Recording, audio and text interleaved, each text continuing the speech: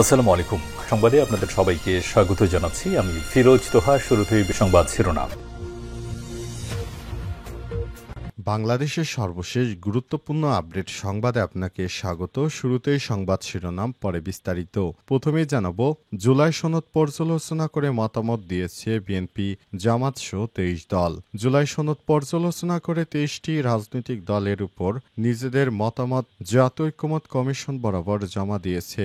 গত ১৬ আগস্ট রাজনৈতিক দলগুলোর প্রতি প্রেরিত পূর্ববর্তী খসড়ার কিছু ত্রুটি থাকায় তা সংশোধন করে নির্ভুল খসড়া পাঠানো হয়েছে। এরপর জানাবো, এমপিওভুক্ত শিক্ষকদের বেতন নিয়ে নতুন নির্দেশনা।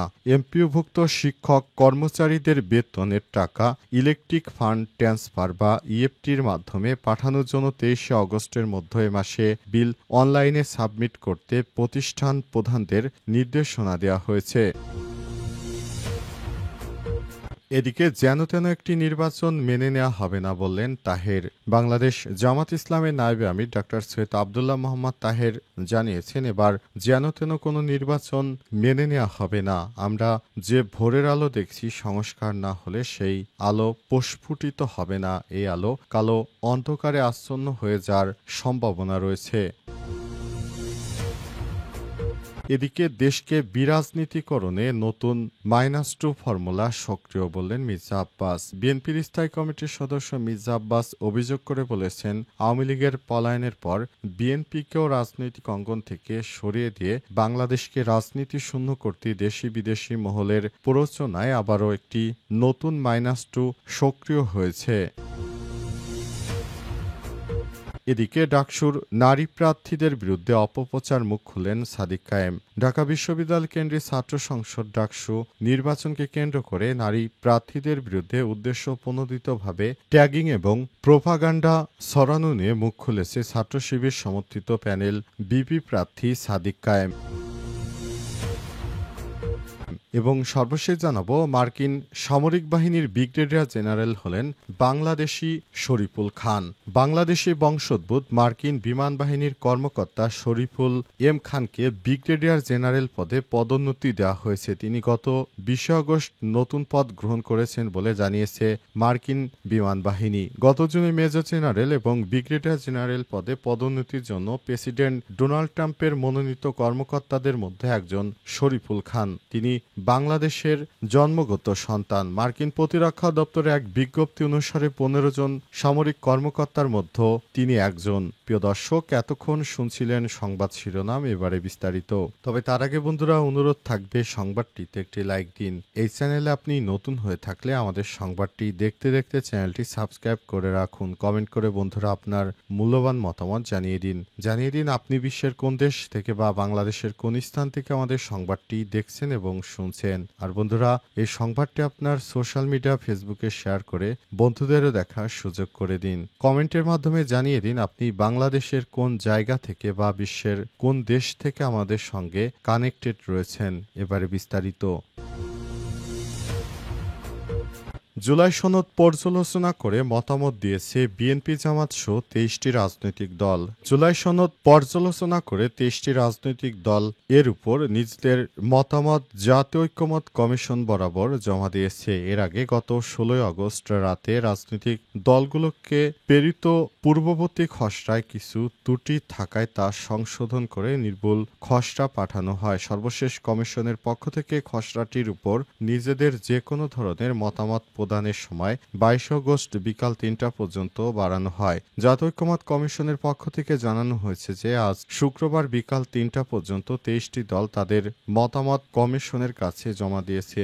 দলগুলো হলো বাংলাদেশ জাতীয়তাবাদী দল বিএনপি, জাতীয় নাগরিক party NCP, liberal democrat party LDP, খেলাফতে মজলিস, আমার বাংলাদেশ এবি পার্টি, জাতীয়তাবাদী গণতান্ত্রিক আন্দোলন এনডিএম, বাংলাদেশ খেলাফতে মজলিস, বাংলাদেশ জামাতে ইসলাম, জাতীয় সমাজতান্ত্রিক দল দল, জেএসডি বাংলাদেশ বিপ্লবী ওয়ার্কার্স পার্টি, জাতীয়তাবাদী সমমনা জোট, 12 দলীয় জোট, আমজনতা দল, গণফোরাম বাংলাদেশের সমাজতান্ত্রিক দল বাসদ, জাতীয় গণফ্রন্ট বাংলাদেশ সমাজতান্ত্রিক দল, মার্ক্সবাদী গণসংহতি আন্দোলন Bangladesh, Jatiya Samajtantrik Dal Bangladesh Jasad, Bangladesh labour party, Zaker party, Bhashani Janashakti party এবং বাংলাদেশ নিজামে ইসলাম পার্টি। কমিশন সূত্র থেকে জানা গেছে এখন পর্যন্ত মতামত দেয়নি 7টি রাজনৈতিক দল। তবে জুলাই সনদের খসড়ার উপর মতামত প্রদানের সময় আর বাড়ানো হবে না বলে জানিয়েছে কমিশন। এমপিওভুক্ত শিক্ষকদের বেতন নিয়ে নতুন নির্দেশনা। এমপিওভুক্ত শিক্ষক কর্মচারীদের বেতনের টাকা ইলেকট্রনিক ফান্ডে ট্রান্সফার ইএফটির মাধ্যমে পাঠানোর জন্য 23 আগস্টের মধ্যে এ মাসে বিল অনলাইনে সাবমিট করতে প্রতিষ্ঠান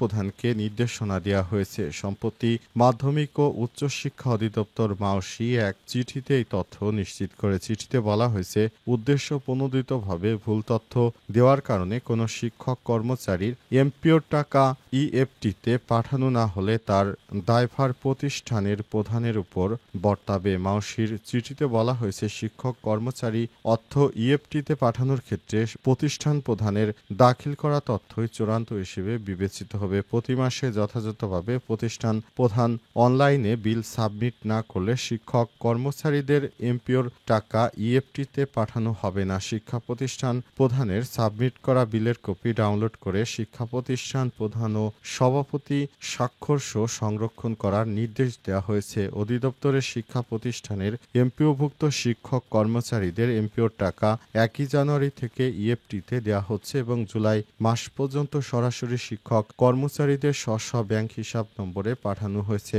আগস্ট মাস থেকে এমপিওর টাকা ইএফটিতে পাঠানোর ক্ষেত্রে প্রতিষ্ঠান প্রধান থেকে মাসভিত্তিক এমপিওভুক্ত জনবলের বিল সাবমিট করার ব্যবস্থা অনলাইনে যুক্ত করা হয়েছে। এক্ষেত্রে প্রতিষ্ঠান প্রধান তার প্রতিষ্ঠানের এমপিও সংক্রান্ত কাজের জন্য ব্যবহৃত আইডি এবং পাসওয়ার্ড ব্যবহার করে ইএমআইএস সিস্টেম এমপিও ইএফটি মডিউলে লগ ইন করে বিল দিতে হবে। এক্ষেত্রে সংযুক্ত নির্দেশিকা অনুসারে তার প্রতিষ্ঠানের প্রত্যেক শিক্ষক কর্মচারীর জন্য আলাদাভাবে বিধি নির্ধারণ করা হয়েছে।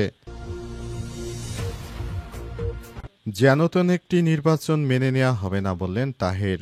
বাংলাদেশ জামাত ইসলামের নায়েব আমির ডাক্তার সৈয়দ আব্দুল্লাহ মোহাম্মদ তাহির জানিয়েছেন, এবার যেনতেন কোনো নির্বাচন মেনে নেওয়া হবে না। আমরা যে ভোরের আলো দেখছি, সংস্কার না হলে সেই আলো প্রস্ফুটিত হবে না। এই আলো কালো অন্ধকারের আচ্ছন্ন হয়ে যাওয়ার সম্ভাবনা রয়েছে। আজ কুমিল্লার নগরীর ফানটাউনে নির্বাচনী দায়িত্বশীল সমাবেশ শেষে সাংবাদিকদের সঙ্গে মতবিনিময় সভায় সব কথা বলেছেন তিনি। ডাক্তার তাহের বলেন, আমরা রাজনৈতিক দলগুলোকে আগেই প্রস্তাব দিয়েছিলাম, আসুন আমরা অন্তদলীয় সংলাপ করে একটি সুন্দর পরিকল্পনা তৈরি করি। বিভিন্ন দলের মাঝে যে আস্থা সংকট রয়েছে তা যেন দূর হয়। আমরা নির্ধারিত সময়ের মধ্যে নির্বাচন অনুষ্ঠানের লক্ষ্যে সরকার এবং নির্বাচন কমিশনকে সহযোগিতা করতে চাই। একটি সুষ্ঠু, অবাধ, নিরপেক্ষ নির্বাচনের লক্ষ্যে জামাত ইসলামের পক্ষ থেকে একটি রূপরেখা দেওয়া হয়েছে। তিনি আরো বলেন, আমরা বিএনপির বাইরে যতগুলো দল আছে সবাই মিলে একটি সমঝোতার নির্বাচনের চেষ্টা করছি। সেখানে জাতীয় পার্টিকে যুক্ত করা হবে না।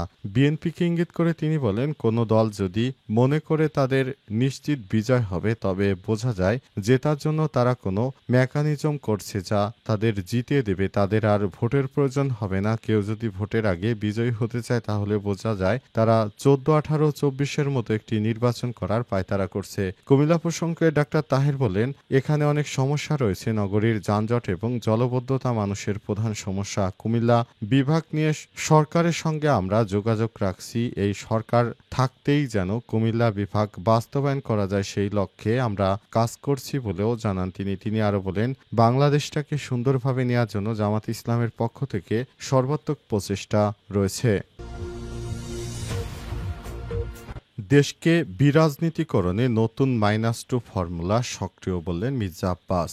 বিএনপির স্থায়ী কমিটির সদস্য মির্জা আব্বাস অভিযোগ করে বলেছেন, আওয়ামী লীগের পলায়নের পর বিএনপিকেও রাজনৈতিক অঙ্গন থেকে সরিয়ে দিয়ে বাংলাদেশকে রাজনীতি শূন্য করতে দেশি বিদেশি মহলে প্রচারণায় আবার একটি নতুন -2 ফর্মুলা সক্রিয় হয়েছে। সম্প্রতি এক সাক্ষাৎকারে গভীর উদ্বেগ প্রকাশ করে আব্বাস বলেন, সেন্ট মার্টিন দ্বীপ, খাগড়াছড়ির সাজেক ও নিউমরিং কন্টেইনার টার্মিনালকে কেন্দ্র করে অশুভ উদ্দেশ্য সাধনে সচেষ্ট মহলগুলো দেশের সার্বভৌমত্ব এবং জাতীয় স্বার্থের বিরুদ্ধে একটি গুরুতর ষড়যন্ত্রে লিপ্ত। তিনি দুঃখ প্রকাশ করে বলেছেন, কিছু রাজনৈতিক দল বিভিন্ন অজুহাতে আসন্ন জাতীয় নির্বাচনকে ভিন্ন খাতে প্রবাহিত করার মাধ্যমে এমন চক্রান্তকারীদের ফাঁদে পা দিচ্ছে। অন্তর্বর্তীকালীন সরকারের প্রধান উপদেষ্টা অধ্যাপক ডক্টর মোহাম্মদ ইউনূস ঘোষিত ফেব্রুয়ারির মধ্যে জাতীয় নির্বাচন না হলে দেশকে আরও বড় ধরনের খেসারত দিতে হবে বলেও সতর্ক করেছেন বিএনপির এই নেতা। আব্বাস আরও বলেন, বাংলাদেশের রাজনীতিতে এখন নতুন এক মাইনাস ফর্মুলা চালু হয়েছে, যা ১/১১ সময়কার -2 ফর্মুলার মতোই। আগেরবার সেটি হয়েছিল সেনা সমর্থিত তত্ত্বাবধায়ক সরকারের মাধ্যমে, আর এবার দেশি বিদেশি ষড়যন্ত্রকারীরা বিভিন্ন আকারে একই চেষ্টায় লিপ্ত হচ্ছে বলে অভিযোগ করেছেন বিএনপির এই সিনিয়র নেতা। তিনি বলেন, এবার -2 হচ্ছে বিএনপিকে বাদ দেওয়ার একটি নতুন ফর্মুলা।